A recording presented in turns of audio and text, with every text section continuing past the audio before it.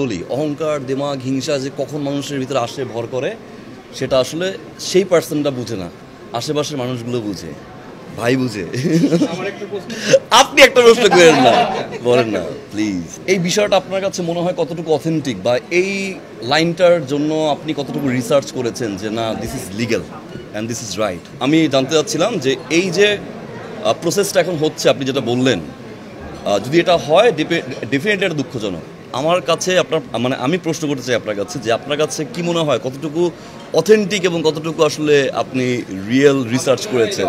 আপনি কিছু মনে না করলে মেজাজের ট্রেলারটা দেখেছেন?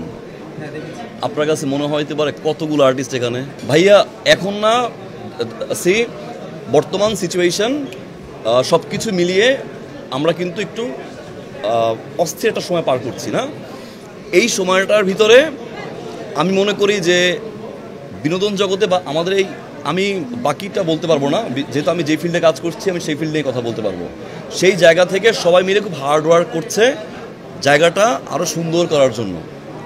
তো সেই জায়গার দিক থেকে আমি এগুলো ফেস করি না, প্রথম কথা। অ্যান্ড সেকেন্ডলি হচ্ছে যদি এরকম কিছু হয়ে থাকে, দুই একটা এক্সাম্পল কিন্তু আসলে আমার কাছে মনে হয় যে পুরো একটা প্ল্যাটফর্ম রিপ্রেজেন্ট করতে পারে না।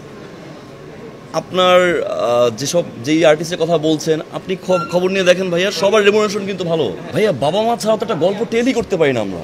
একটা গল্প যে টেল করবো, একটা যে প্রেজেন্ট করবো, এটা তো শর্ট ফিল্ম না ভাইয়া। আপনি 40 মিনিটস 50 মিনিটস, এখন কন্টেন্টের ডিউরেশন বেড়ে যাচ্ছে ভাইয়া। আপনি 70 মিনিটস একটা কন্টেন্ট আপনি বাবা মা ছাড়া প্রেজেন্ট করবেন কীভাবে?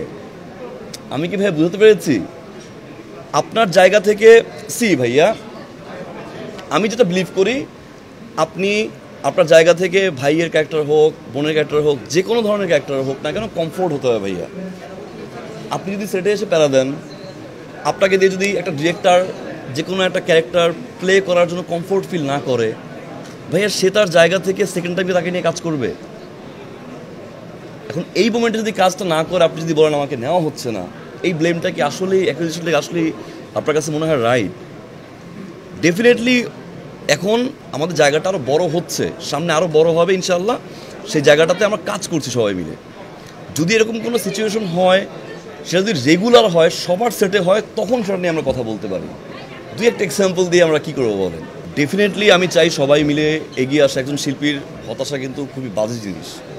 আমি চাই না যে আসলে এরকম কোনো সিচুয়েশন কেউ ফেস করুক। আমি আমার টিম বলেন বা আমার ইন্ডাস্ট্রির সবাই বলেন, সবার এগিয়ে আসা উচিত।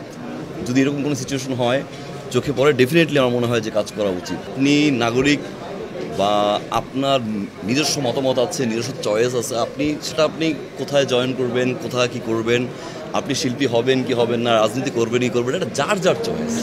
এখানে নিয়ে আমার মতামত দেওয়ার মতো আমার মনে হয় না কিছু আছে। এটা নিয়ে আমি কথা না বলি প্লিজ। আমি খুবই ছোট, ভাই খুব ভালো করে জানে। হ্যাঁ, আমার ছোট সব দিক থেকেই, আমার ক্যারিয়ার বয়স, আমার নিজের বয়স, সব কিছু মিলিয়েই আমি অনেক ছোট। খুব ভারী প্রশ্ন আমাকে করবেন না। এতিম বলেন বা অসহায় বলেন, এতিম শুনতে আমাদের কাছ থেকে কেমন লাগে, I'm not okay with this। এগুলো যাই করি আমি শান্তির জন্য করি, আর কিছুই না। ট্রাস্ট মি অর নট, এটা একটা শান্তি, আর কিছুই না এটার। আর বর্তমানে ফ্রন্ট লাইনে না থেকে পিছনে বসে করার মতো এখন ওই সময়টা নাই ভাইয়া। আছে রাইট? এখন যাই করে না কেন সব সামনে চলে আসে, ফ্রন্ট লাইন সবই চলে আসে। সো যেটাই করি, যেভাবেই করি, যাই করি আমার শান্তির জন্য করি। মাদ্রাসার ছোটো ছোটো বাচ্চাদের প্রতি আমার কেমন যেন একটা ভালো লাগা কাজ করে, আর আমি শান্তি ভালোবাসার জন্য করি। কাউকে হেল্প করতে পারলে আমার কাছে মনে হয় একটু ভালো লাগে। আমার নিজস্ব শান্তির জন্য করি, এর বাইরে আর কিছুই না। সবাই আমার জন্য দোয়া করবেন, আর সবাই সুস্থ থাকবেন, ফ্যামিলিকে নিয়ে অনেক বেশি ভালো থাকবেন, এবং সবার জন্য দোয়া। আমি আমার পরিবারের জন্য দোয়া করবেন, অনেক অনেক ভালোবাসা। আর ডেফিনেটলি আপনারা সুন্দর মতো করে কন্টেন্টগুলো আপলোড দিবেন, যা তা ক্যাপশন দিবেন না। আমার কিন্তু প্রেসে না বসাটা বা একটু এড়িয়ে চলার main one of the reason কিন্তু এটা। সো এইটা আমি মনে করি আমার ভালো লাগে যখন একটা স্মার্ট প্রেজেন্টেশন, সুন্দর ক্যাপশন দিয়ে যখন কোনো কন্টেন্ট আপলোড হয়, আমার কাছে ভালো লাগে। আশা করি সে প্র্যাকটিস সবাই করবো। Thank you.